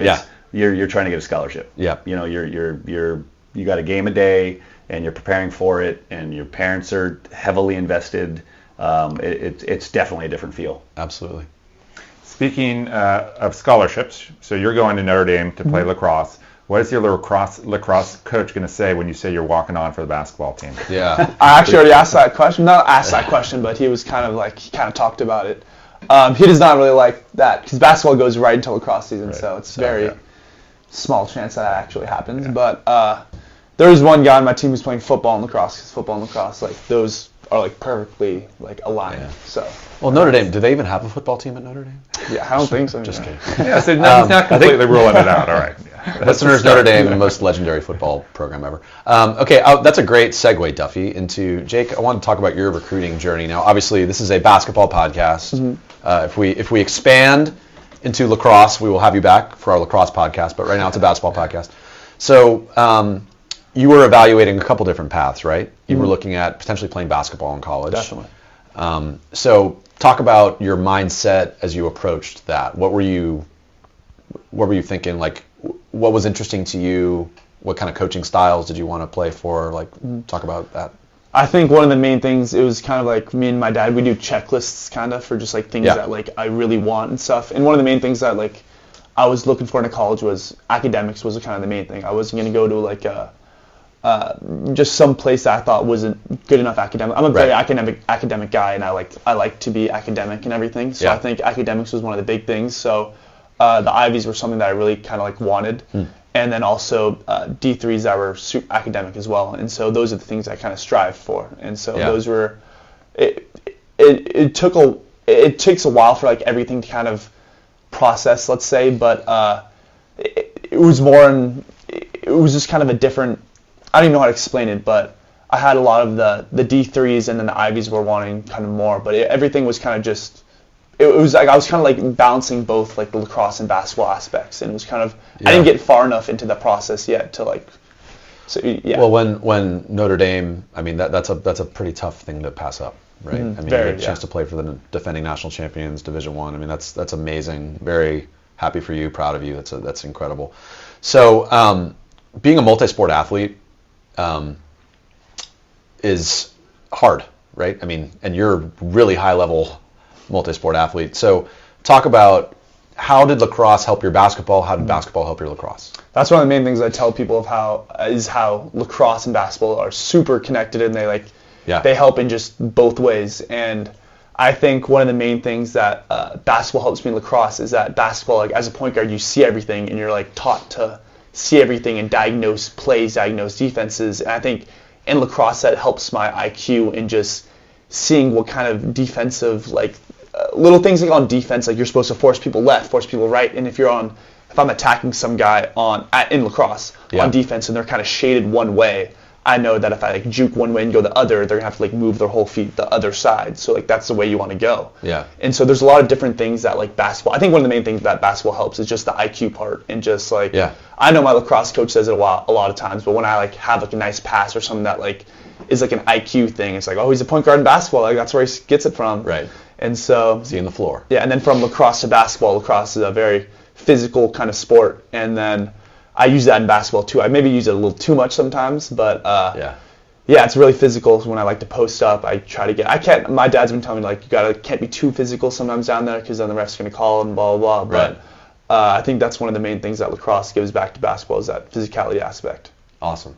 And I'll say, because I know that you have part of your focus is maybe on like high school and the recruiting process and all that stuff. So I'll go a little deeper on the recruiting thing with him. So the basketball world was going to be it was going to have to be academic for him, right? Yeah. And so the D3s really liked him. He's a D3 type of player, a versatile, bigger guy who can play multiple positions, defend multiple positions. So he ended up narrowing down those opportunities to MIT, University of Chicago, Claremont, and Pomona-Pittsburgh. Those were the four that he was still actively. He was. A lot of people were talking to him from different colleges, but he wasn't going to do that. So he just told them that here are the four I'm going. Kind of gonna. If I go this route, these are the four I'm talking to. Yeah. While there was conversations with the Ivies, but the Ivies weren't ready to make anything official because he just wasn't there yet. They're like, I need to see her next year type of thing, right? And so when the Notre Dame thing came around, the four D3s that I was just talking about, it was the month of September, and we'd scheduled visits to go to all of those to see if that was something we wanted to do. Yeah. And then this came about, and so that's how that happened. So I only bring that up because I know that part of your focus was going to be on getting kids and parents who are thinking about this stuff, the D3 option is a great option, especially if you've got an academic focus, because there's such high academics. Absolutely. Was it stressful, Jake, to make the decision, so early on? I mean, I went through this as a parent, and I was stressed about it. But were you stressed about it? I was definitely stressed about it because I didn't want to make the wrong decision, and I think one of the hardest things was kind of just weighing what I really wanted, and kind of because I love basketball and I want to keep playing it, and it's just hard to like really like set forth like what you want to do. And I think my dad kind of put it in the right way. He always thought lacrosse. With me and lacrosse, I played at a really young age, and I was kind of just, lacrosse was something that was like, one of the things, it's, my dad's a basketball guy, of course, and lacrosse is something that he hasn't played, and so that's kind of something where like, I almost teach him. Yeah. And so he can't really he can tell me a lot of basic stuff and everything, but like lacrosse is something where like, I'm kind of the guy, I'll teach you. Listen, like, you old man. Exactly, yeah. And so that was one of the things I loved about lacrosse too. Yeah. And so it was just, it's definitely hard to weigh those. It's a really stressful time, but like it's going to be stressful. And I'm a big kind of guy. I'm like whatever comes to you, it's like telling you something. Yeah. And Notre Dame was really telling me something. And when I visited there, it was just everything just felt like, yeah, this is right. So awesome. There's not a wrong choice there. Exactly. That's right. Yeah. And that's why I said to my daughter as well, there's not a wrong choice. Yeah, these are good. It's good to have options. These are good problems to have. Yeah. These are good problems to have. All right, let's get back to hoops. Let's jump to some hoops nerd stuff. Kevin, what's your favorite team drill and individual drill? Favorite team drill for me to play or coach? Coach. Definitely defensive 4-man cutthroat. So 4-on-4, you stay on if you get a stop. With rules or constraints. Exactly. So you have maybe a few points of emphasis that day, and you get off if you don't do it. You don't have a hand up. If the emphasis is getting a hand up, jumping to the ball, and talking, and you don't do one of those three, you're off. Love it. Yeah. And what's your favorite individual drill? Individual drill. I'll tell you what I'm enjoying this year is we've got 5 or 6 bigger kids that nobody really has been taught how to play in the post. Yeah. Posers can help us out a little bit as well. But I just like working with those guys on a few standard footwork moves down low. Okay. And they're all getting better at it. Great. Yeah. Another lost art. For sure. Yeah. For sure. Very few of them. Jake, favorite team drill? I think I gotta go 3v2 2-on-1. So I just love it. It's just like you get a free shot every time, and it's just like who doesn't like that drill? Great conditioning too. Yeah. Okay, and how about individual drill? Like it could be a shooting drill or whatever that's. It's gonna be a shooting drill, but I think one of my main. I definitely like getting tired and shooting, but that's more like the summer, and it's definitely hard, so it's not like my favorite drill. But I think during the season when it's like when we have a practice or something like that, me and my dad will go shoot at Bay Club or Redwood, and we'll just get shooting around the 3-point line or just 17-footers, and it was just like keeping in the rhythm, and those are just the best. It's like you don't get too tired, and you're just shooting. Yeah. And it's just so fun. Yeah. Awesome. Love it. We just did 20 and 2 this morning, right? What's that? Yeah. So we've taken an Ashley Sy make drill. 2 out of 20. Yeah, exactly. I'm good at that. Ashley Sy has a drill that they do with MC girls, which we now do at San Domenico, which is 30 and 3, where one shooter, you got to make 30 shots in 3 minutes from the 5 3-point spots. So you got to make 6 from a spot to move on. One rebounder. Sometimes we'll do it with 2 balls, rebounder, passer, but you're basically you're trying to make 33s in 3 minutes. And sounds not that hard. It's hard. Is it hard? Yeah, we shortened it to 20 and 2 this morning. 22. Yeah. And Ashley said in college they would do 50 and 5. So 5 minutes, you got to make 10 from each spot. Okay. It's amazing though, how tired you get, even though you're standing in the same spot, because it's just a lot of like shoot, turn, And you're shooting threes, and you got to use your legs, right? And so Yeah. by the time you get past that halfway mark, you're like feeling good, and you're like, uh-oh. Well, that's what Jake. That won't be for you when you're 48. That's what happens. Yeah, right. Yeah, Dave did have a last shot to make it. I had this morning. I mean, literally at the buzzer. How'd we do? Front rim. Thank you. Front rim. Appreciate it. Legs. Okay, Kev. Which players, coaches do you like to watch? Can be local, college, NBA. Who do you like? Let's see. Right now, who I enjoy. I really enjoy watching Aiden Mahaney. St. Mary's. I've always, I was kind of like, I don't know. People probably thought I was weird. I would drive by myself. You and I were texting. You and I were texting a couple years ago, and you asked me this question. You're like, we kind of established that we both are basketball nerds and we go watch games just for fun. And you asked me, like, do you travel? And I like that question. It's like, well, I go outside of Marin. Yeah. And you said, because there's a kid at Camp Lindo who can play. Oh God, he was so. I remember watching him as a freshman. He's in NCS finals against Salesian. Oh. They were like top 7 that year. Yeah. And they had players. He had players. He was the best player on the floor as a freshman. Yeah.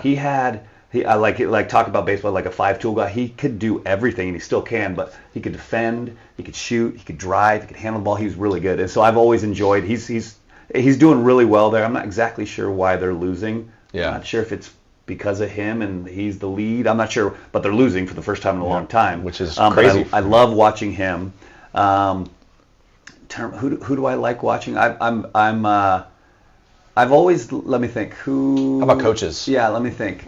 College coaches, high school coaches. God, I like a lot of these.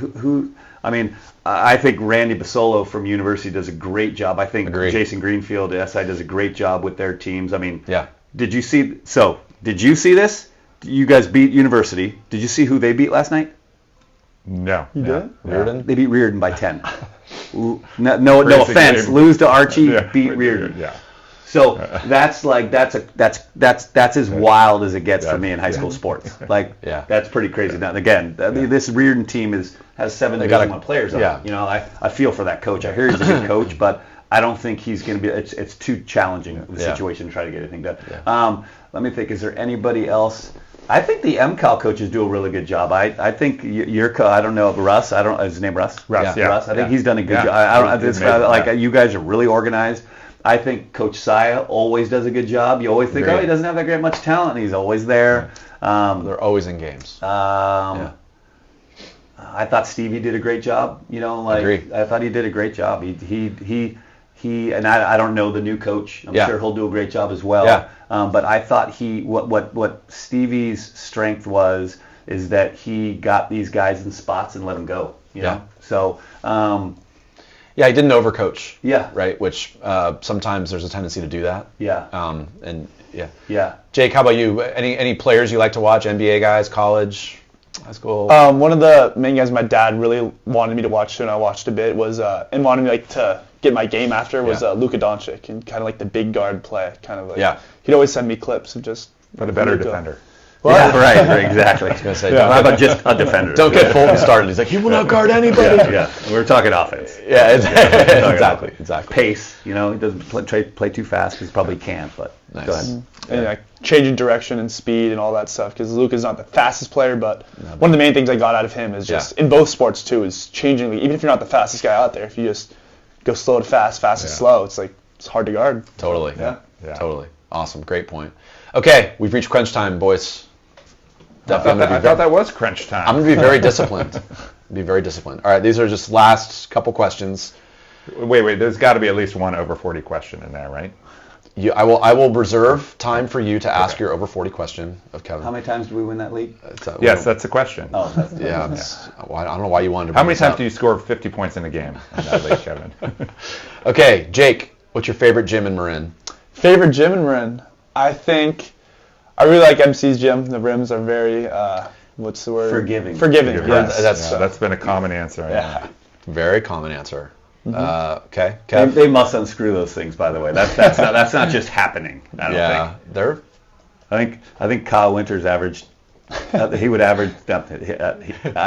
He used those rims really well. Yes, he did. Benefited. Okay. Kev, favorite gym? Redwood for sure. Big, loud, lots of memories, experiences. Love it. No question.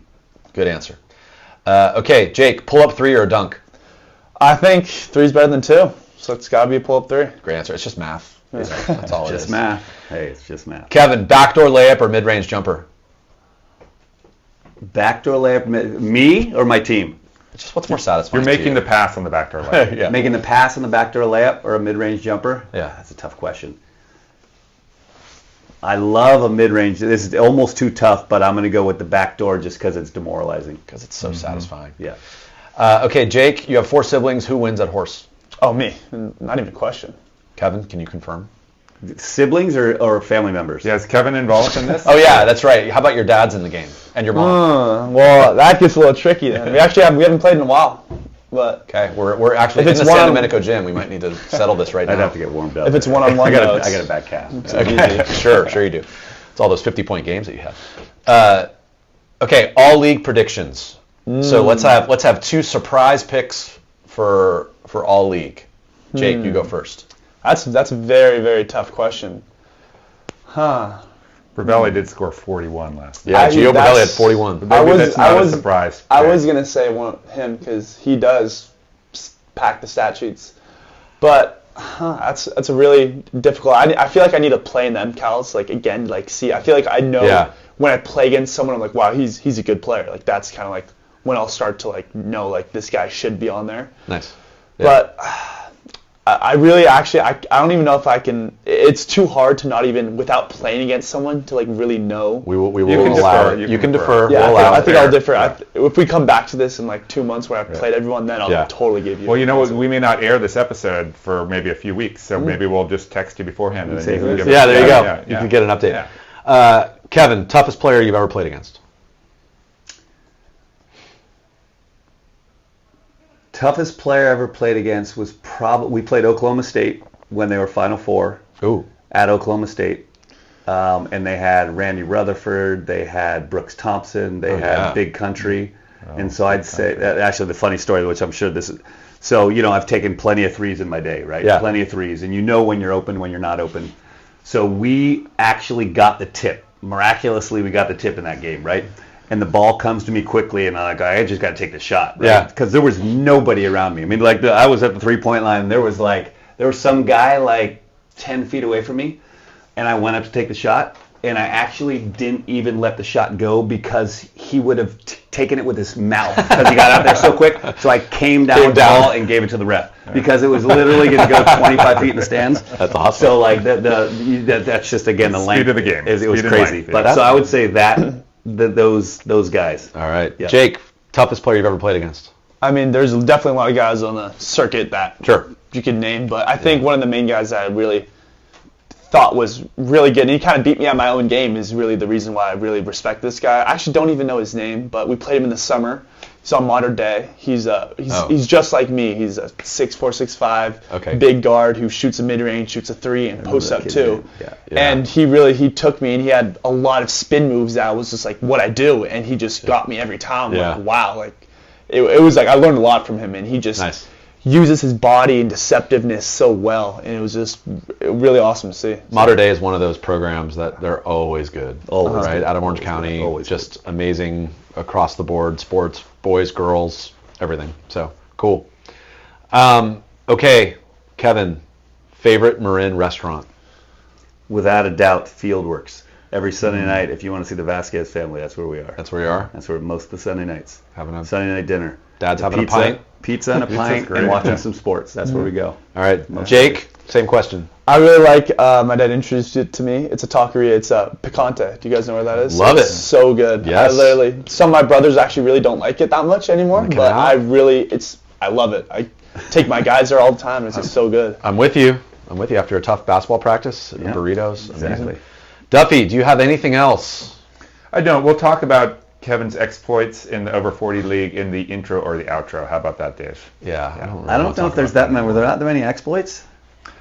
I just recall one season at least where I'll say it now, where we kind of had some games that were tighter than they should have been, and then Kevin brought us together and he said, when we get the rebound or made shot, I'm going to be right here by about the free throw line or 3-point line, and the rest of you guys are going to run the lanes, and we're going to score 100 points in this game. Something like that. Okay. And that's kind of what happened. We just got the ball to you, pushed the pace, and it was just shot. Yeah, we ran open threes. Those the handful of years we played, those were really, really fun basketball. Yeah. That was. I mean, everybody knew how to play, and everybody shared the ball, and it was really fun. That was fun. Who were some of the other guys on that team? Because that was right when I came to Marin. I don't think I'd been here long. Who else was on that team? Matt and Chang. Yeah. Manny. Clayton was on. Clayton Frazier. Clayton. My brother played a little bit on this team. That was really fun. That was good basketball. Yeah. When was that? 8 years ago? 10 years ago? Yeah. That was good stuff. That was when I Back wasn't before, hurt. That was before when I your wasn't calf hurt. wasn't hurt. Yeah. Exactly. We should have led off the podcast with this. Absolutely. This is great stuff. Awesome. Well, thanks, you guys. This has been super fun. Listeners, I can't recommend enough. Go out and check out Redwood boys basketball this year. And the girls team's great too. But see our friends, Jake and Kevin. They play the game the right way. Really fun. And, I mean, you guys against Branson, those are going to be some really fun games this year. Go support Redwood. And thanks, you guys, for the time. Really Awesome. appreciate Thank you guys. Yeah, thanks for having us. It's super fun. Very. Well, thank you, Kevin and Jake. That was great. We appreciated your time and your insights. Good stuff. Dave, what do you got? Thought it was really fun. Again, like I said about Owen, like what a great guy Jake is, and for a high school kid to be able to sit and answer questions like that on the spot, just super poised and kind and thoughtful. So well done, Vasquez family. And I can sit and talk hoops with Kevin for hours, and we do. He's just a really fun guy to talk basketball with. Yeah, totally agree. Both great. Really impressed with Jake. Smart, thoughtful, composed, polite, and interacting with his dad in a very cool way. Very good vibe between the two of them. You could tell that's been a almost model. I'm not going to call it model, Dave, but it looks like a model type of relationship between a father and a son. So very cool to have them both. Yeah, and then just back on some of the specific things that jumped out at me. I mean, I thought there were a bunch of really interesting, insightful things in the interview, but Kevin's comment about on offense, once you lose your advantage, it's really hard to get it back. I thought that was a great way to put it. And we've heard in our travels, Duff, in our many interviews over this podcast, but just in our lives, like coaches get really frustrated when you pass up a good shot, right? And I thought Kevin articulated that beautifully there, where it's so hard to get an advantage on offense. When you get it, take advantage of it, right? Capitalize on it. So I really liked the way he said that. Yeah, there's a push and pull between that and the paint touches. I think it really depends on the type of team you have and sort of how good of shooters they are, honestly. But my favorite shot for a long time playing, in rec league ball was like the dribble up, step into a three with the defender, pedaling backwards. And I would take that shot over any other. No paint touch associated with that. And it's true. If you waited to get a three later in a possession when the half-court defense was set, you're maybe running around a couple screens, you're working hard, and your feet might not be set. You might not have a rhythm. So very good point. I don't think that's necessarily the way you want to teach your sixth grade CYO team. I think you want to make them work a little bit, get some paint touches, reverse the ball, swing the ball. But for a team where you have really talented players like Redwood and up at the college and pro level, of course, first good shot, that can be a very effective strategy if you have the right personnel for it. Not to foreshadow an upcoming interview, but Duff and I sat down with Brooke Smith last week, who's probably one of the best, if not the best, basketball players ever out of Marin, WNBA champion, McDonald's All-American. And she was talking about when she played at Stanford for Tara that they would track in practice, they'd track the players' shots. And she's like, Tara knows who has the green light and who doesn't. And it's based on, can you make this shot? Right. So Duff, you dribbling up and shooting a three off the break, that's a good shot. Me dribbling up and shooting a three off the break, I'd rather get a paint touch. So it's really about kind of personnel as well, right? First of all, I'm not sure we want you dribbling up in the break, Dave. That's a good point. I want you filling to the dunk spot. Yeah, what am I doing with the ball, Duff? Why are you letting me dribble? So one more point that I thought was interesting in the interview, the discussion of the strength of schedule. And it does jump out at you. We talked earlier about the teams that Branson's playing and that, the Marin Catholic girls playing Midi, like a top 10 team in the country. Redwood is playing a really tough schedule and playing in really difficult tournaments, but then individual games, even the game this week, University is one of the best teams in the state. So Kevin and Jay and Jeff Martin, the coaching staff of Redwood, have done a great job of scheduling really challenging teams to push their kids so that they're ready for the postseason. I mean, the fact that they could lose 3 in a row just speaks to that, right? I mean, that is a really tough schedule. And of course, one of those games was Branson, another was Granada. Yeah, so really tough teams. Yeah. And I will say, we've gone back and forth. And I think the consensus in talking to MCAL players and coaches is that the majority of them do not like the single round robin for the league, and definitely do not like the 4 teams in the playoffs.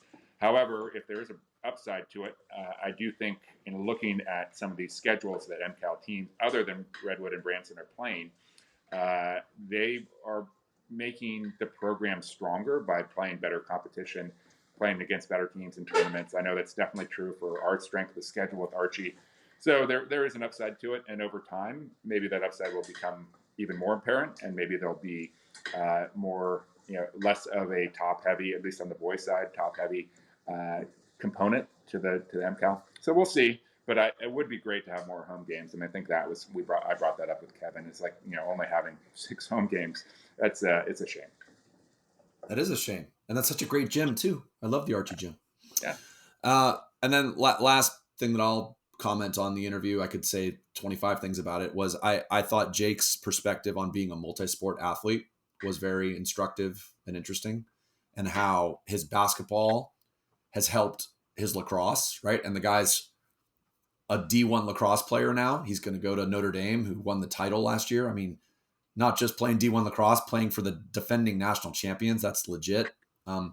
And his basketball has helped his lacrosse, just like his lacrosse, I'm sure, has helped his ability to see the floor on the court. So thought very cool to see a high-level multi-sport athlete excelling in multiple sports.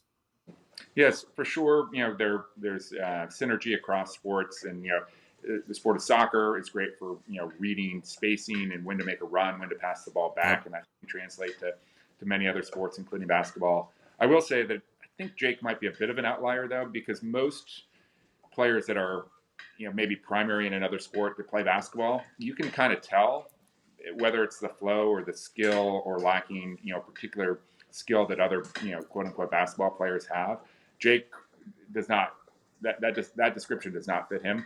But you hear it a lot. That's a football player playing basketball, or a baseball player, whatever the other sport might be, which is totally fine. I think that's to be encouraged. But a lot of the time, you can tell the difference in this day and age. Maybe not so much when you and I were playing sports, because you didn't do the year-round skills training. So it is, it's a tough choice, bottom line. But a kid like Jake has, totally figured it out, and it works for him. And probably one of the reasons, on top of being a talented athlete, is what he talked about with regards to just analyzing film and clips and understanding the game. And clearly, it sounds like his dad has been a big part of that, sending him clips, looking at them together. And that's just awesome that they have that type of basketball and parental relationship. Watching basketball is an underrated skill. And I think that in modern society, not to sound like an old man, it is my birthday. I get to be old today. With all the distractions and media at our fingertips, going to a game and just sitting down and watching basketball is so useful for kids in particular. And my daughter, Lucy, when she started to go to games with me, we go to high school games, we go watch Ashley Saya's teams play. And when she actually started watching, she became a better player. And I think Jake has this ingrained in him because of his dad, because Kevin he's a junkie. He loves to just go watch basketball and break down film. And clearly Jake has inherited that trait, right? So he sees things on the floor, and you can see that's the way he plays. So I thought that was really cool to talk about that. For World Basketball Day, which again is tomorrow, Dave, go watch a game. It can be on TV, it can be in person, and do it with intentionality. Try to figure out what they're doing. Try to figure out what individual players' weaknesses and strengths might be, and come home and have a take home for yourself with your own game. That's my challenge going out there for World Basketball Day. Great advice. So, Duff, to wrap up here on another fabulous Run TMC episode, we have a gift for our listeners, don't we?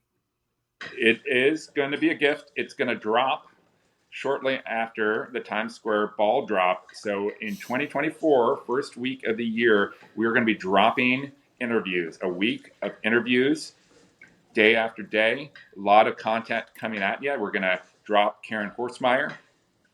We're going to drop Jeff Skaggs. He's a spry guy. He can get right back up if we drop him. We got Kenny and Jordan Lewis. We're going to drop their asses. And maybe one more. Maybe it'll be a surprise. We'll let you know. Yeah, so we've got a bunch of interviews that we've banked, including the ones that Duffy just mentioned, and we're just excited to get them out for you guys to listen. So we'll do kind of either very brief or even no intro, outro. We'll just get the interviews out there so you guys can listen to them, because there's some really amazing people in the Marin basketball community, and we've had the great fortune to interview them, and we want you guys to hear it. So a gift to you will be that first week of the year, we'll drop multiple interviews, and then we're going to keep this going. We've got many more interviews scheduled and banked. We're going to run all the way through, definitely through the end of the basketball season and probably beyond. And it's been a great one. So want to thank Kevin and Jake Vasquez again for the time. And Duff, this has been fun. Yeah, thanks to our sponsors, The Hub, Karen Horstmeyer Real Estate, Jesse and Laurent, the NBBA and Nike basketball camps with the Skaggers. We appreciate your support. We are looking for additional sponsors as we roll into 2024. Please email us at the runtmcpodcast@gmail.com. Check out our Insta. Check out our website. Thank you, Angela Ballard. And happy holidays to everyone. And have a merry World Basketball Day. Happy birthday, Merry Dave. World Basketball Day. Thank you, buddy. Talk to you soon. Good one. Yep. Bye.